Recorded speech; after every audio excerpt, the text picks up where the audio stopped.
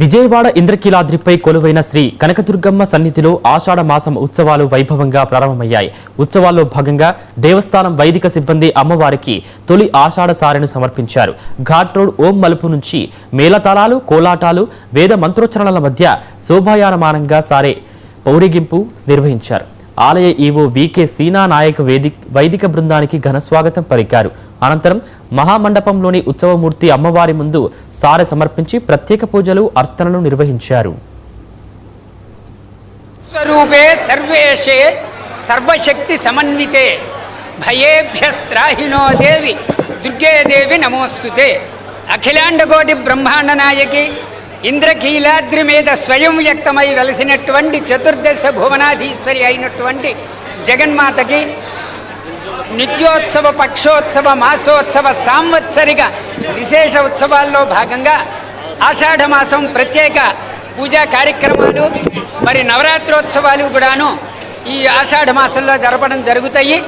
మరి లోక కళ్యాణం కోసం మరి ఋషులు, మరి యతులు అందరూ కూడా ఈ ఆషాఢమాసంలోనే ఏకాదశి నాడు వారాహి నవరాత్రాలు ముగించుకుని చాతుర్మాస్య దీక్షలు చేసేటటువంటి యొక్క మాస ప్రారంభం.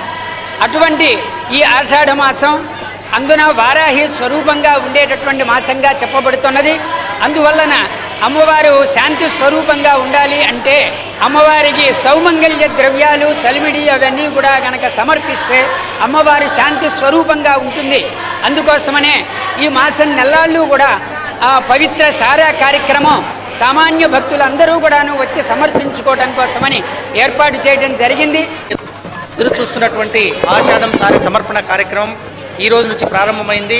ఇది ప్రతి సంవత్సరం ఒక్కొక్క మెట్టు పైకి ఎక్కుతూ మన రాష్ట్రంలోనే భక్తులందరికీ కూడా ఇంద్రకీలాద్రి పుణ్య క్షేత్రం భక్తులకు ఒక ఆహ్లాదమైన వాతావరణం కల్పిస్తూ ఈ రోజు నుంచి వచ్చే నెల 12వ తారీఖు దాకా ఈ యొక్క ఆషాఢం సారే సమర్పణ కార్యక్రమం కొనసాగుతూనే ఉంటుంది.